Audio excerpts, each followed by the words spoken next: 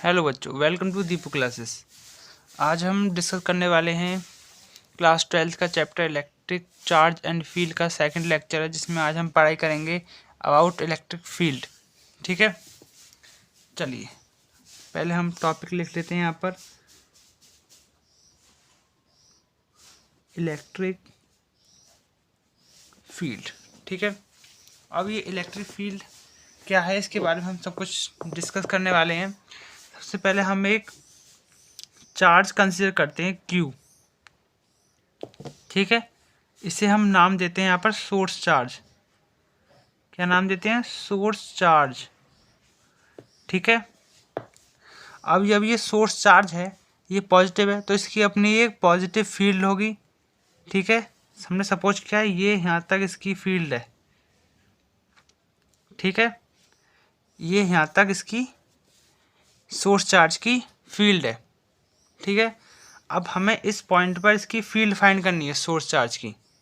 तो ये चार्ज है, हमें इस पॉइंट पर इसकी इलेक्ट्रिक फील्ड फाइंड करनी है, कितनी होगी। तो हम यहाँ पर एक चार्ज कंसीडर करेंगे Q0, जिसे हम कहते हैं टेस्ट चार्ज। क्या कहते हैं? Test charge.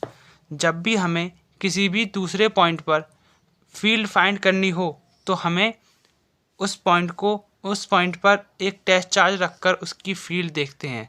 ठीक है, ये तो हो गई टेस्ट चार्ज की बात। अब जो टेस्ट चार्ज होता है, इसका जो मैग्नीट्यूड होता है, जो इसकी वैल्यू होती है, वो हमेशा पॉजिटिव होती है। पॉजिटिव क्यों होती है? अगर हम इसे नेगेटिव लेंगे तो ये इनके बीच में अट्रैक्शन हो जाएगा और इससे ये दोनों आपस में कोलैप्स हो जाएंगे, जिससे हमारा इसे नेगेटिव लेने का कोई फ़ायदा नहीं होगा। ठीक है, अगर हमें इसे पॉजिटिव लेते हैं तो ये एक मिनिमम डिस्टेंस मेंटेन करके रखेंगे अपने बीच में।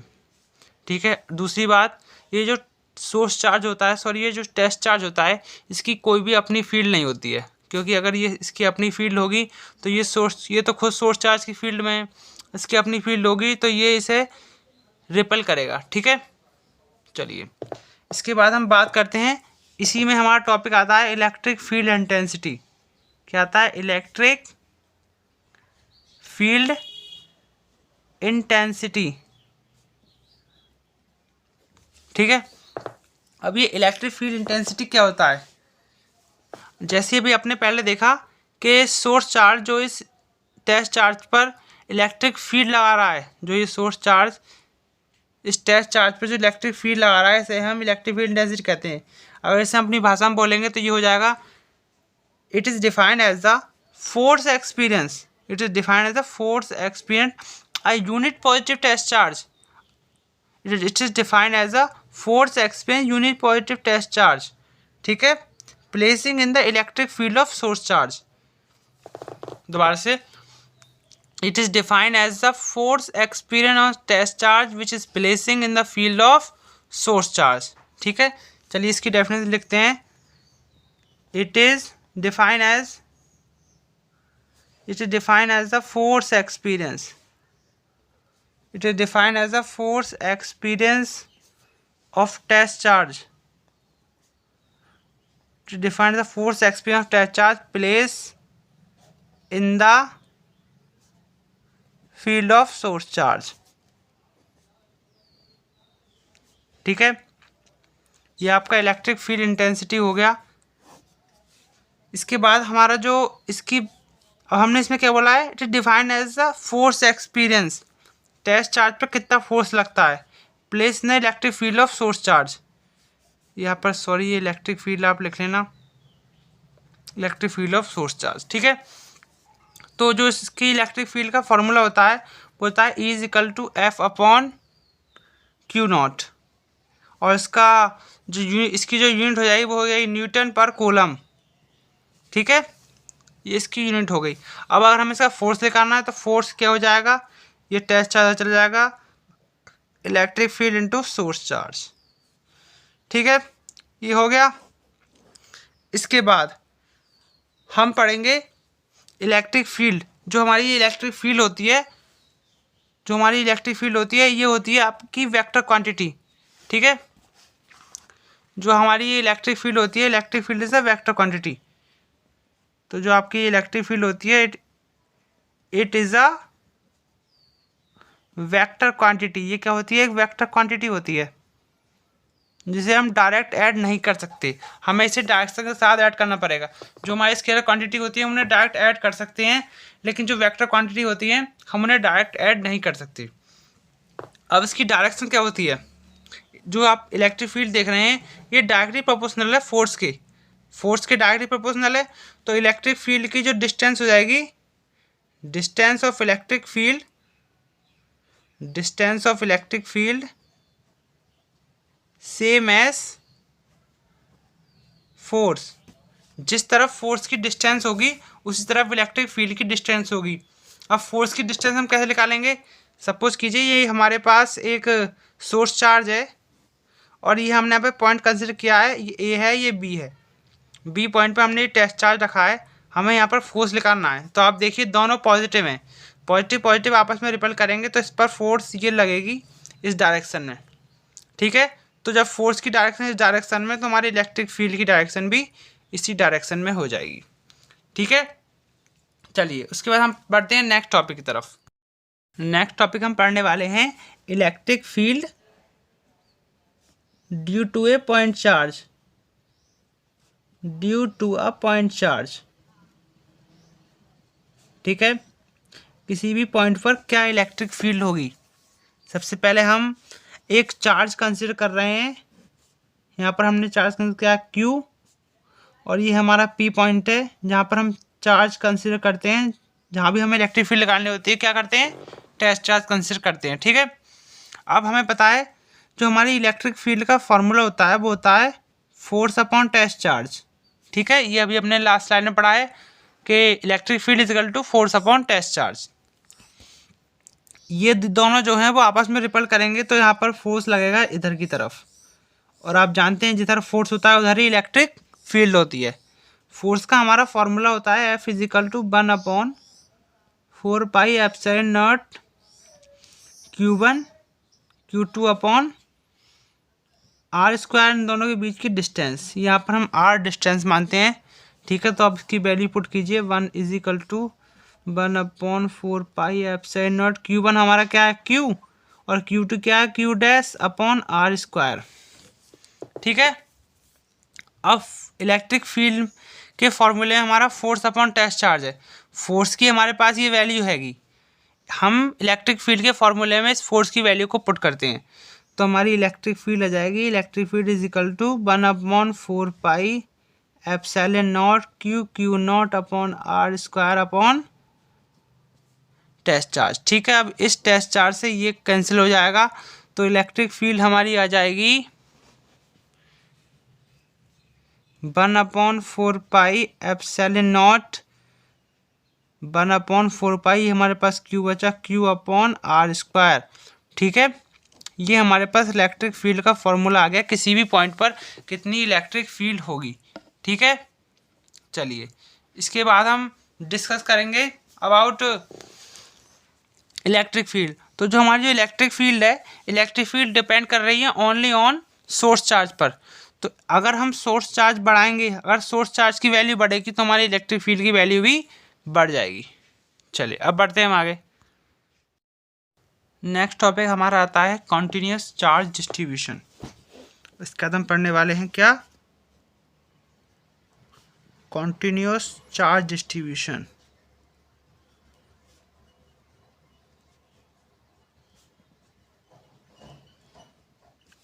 अब इस कॉन्टिन्यूस चार्ज डिस्ट्रीब्यूशन में क्या होता है?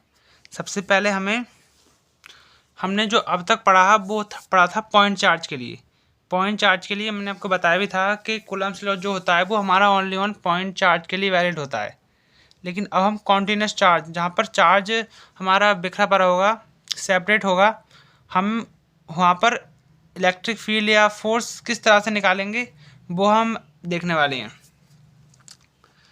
सबसे पहले हमारे पास ये एक स्फीयर है, इस स्फीयर में चार्ज डिस्ट्रीब्यूटेड है।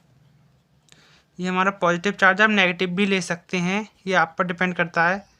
ये हमारा पॉजिटिव चार्ज है। ठीक है, इसके अंदर बिखरा पड़ा है।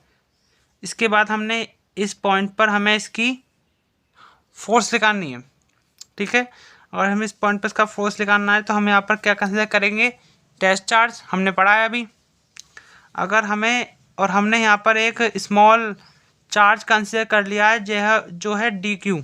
ठीक है, डी क्यू हमने स्मॉल चार्ज कंसिडर कर लिया है, जिससे यहाँ से यहाँ तक डिस्टेंस है आर। ठीक है, आपने डी क्यू एक स्मॉल चार्ज यहाँ कंसिडर किया है और ये है हमारा टेस्ट चार्ज। अगर हम वहीं पर यहाँ पर कोई स्मॉल चार्ज कंसिडर करते तो हमारी रेडियस लेंथ इंक्रीज होती, जो आर की वैल्यू है वो हमारी इंक्रीज होती। तो इसका मतलब इसमें आप कहीं भी कंसिडर कर लीजिए, आर की वैल्यू हर पॉइंट पर चेंज होगी। अगर आर की वैल्यू आपकी हर पॉइंट पर चेंज होगी तो इस यहाँ पर हमारा जो आर है वो वेरिएबल क्वांटिटी है। और किसी भी वेरिएबल क्वांटिटी को हम किस तरह से यूज करते हैं, एज अ इंटीग्रेशन। हम इंटीग्रेशन मेथड लगा के उसे रिजॉल्व करते हैं। ठीक है, जो हमारा इन दोनों के बीच में फोर्स लगेगा वो लगेगा स्मॉल फोर्स डी एफ। ठीक है, तो हमने हमारा जो फोर्स का फॉर्मूला अभी तक हमने पढ़ा है वो होता है F is equal to 1/4 pi epsilon naught Q1 Q2 upon r square. ठीक है, अब उसके बाद ये हमारे पास यहाँ पर टेस्ट चार्ज है और ये हमारा स्मॉल चार्ज है, तो फोर्स इज इक्वल टू आ जाएगा 1/4 ये फोर्स हमारा वेरिएबल हो चुका है, स्मॉल फोर्स है 1/4 pi Q dash d q upon r square. ठीक है, फोर्स हमारा क्या है, एक वेक्टर क्वांटिटी है, तो हम अलोंग आर कैप इसकी डायरेक्शन के साथ हम इसे ऐड करेंगे। अब इसका करेंगे हम इंटीग्रेशन, ये अभी तक हमने पढ़ा है, इसके बाद हम करेंगे इसका इंटीग्रेशन।